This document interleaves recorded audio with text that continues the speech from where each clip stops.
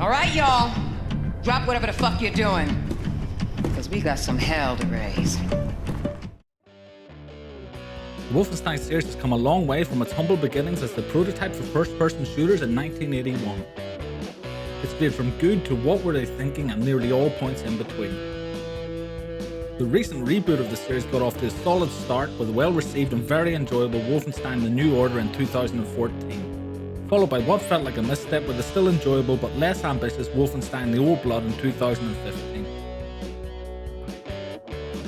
The new Colossus is the next game in the series released after The Old Blood, but the story follows directly on from The New Order. You're even given the chance to take the crucial decision from The New Order again to ensure the story is compatible with your previous choice. In this game we learn a lot about Blazkowicz and his origins. It's especially enlightening to discover what his parents were like, giving his character more depth.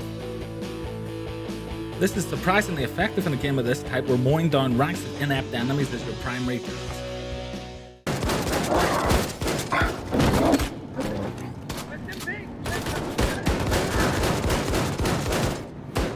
Our hero is badly injured from his previous exploits, so starts the game in a wheelchair, which is frustrating to maneuver but provides a fairly unique gameplay experience.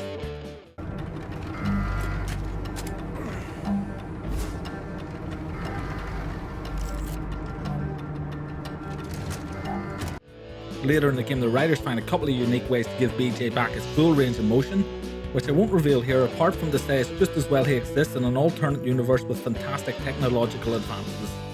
In science fiction, nothing is ever permanent. The writing, acting and direction of the cutscenes is next level compared to its predecessors.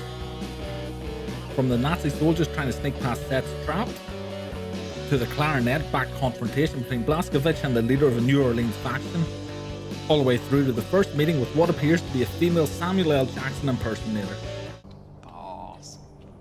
Why is it that balls are always used as some fucking default definition of badassery?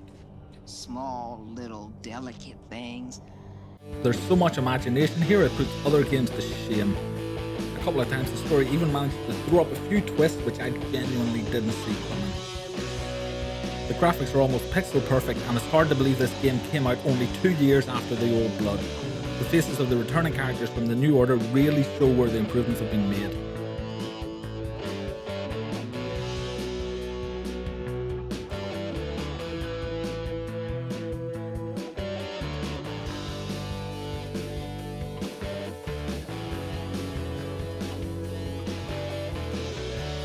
The improved graphics add an extra level of visceral violence to your stealth takedowns, which the more bloodthirsty player will really appreciate.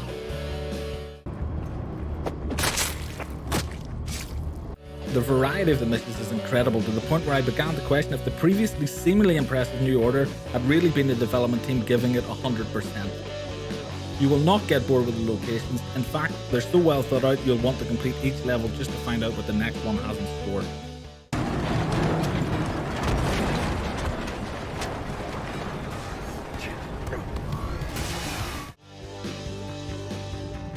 You're given the ability to save at any point, a feature that isn't present in all the Wolfenstein games. As a casual player, I really appreciate this, as it allowed me to put the game down when I felt like it without having to wait for the next checkpoint. On a few occasions, it even allowed me to complete a tricky section in smaller parts.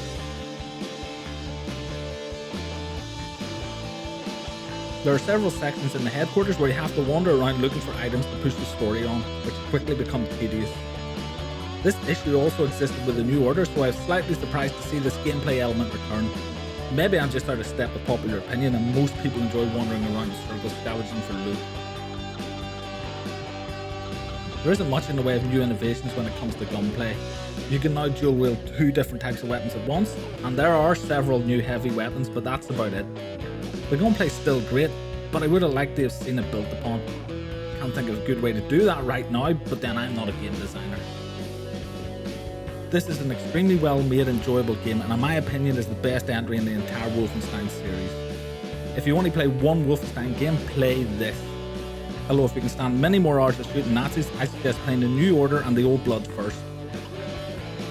The story, gameplay and atmosphere are top class, and you can tell that a lot of effort has been put in by the developer to make the best game possible. It's a strange mixture between old school FPS and modern engrossing gameplay, which works surprisingly well. It's a real shame that the 2019 follow-up Young Blood doesn't continue this progression and instead reverts back to trite first-person shooter conventions and one-dimensional characterizations. I would give the new Colossus a solid 9 out of 10. It's a really great example of how this sort of game should be made.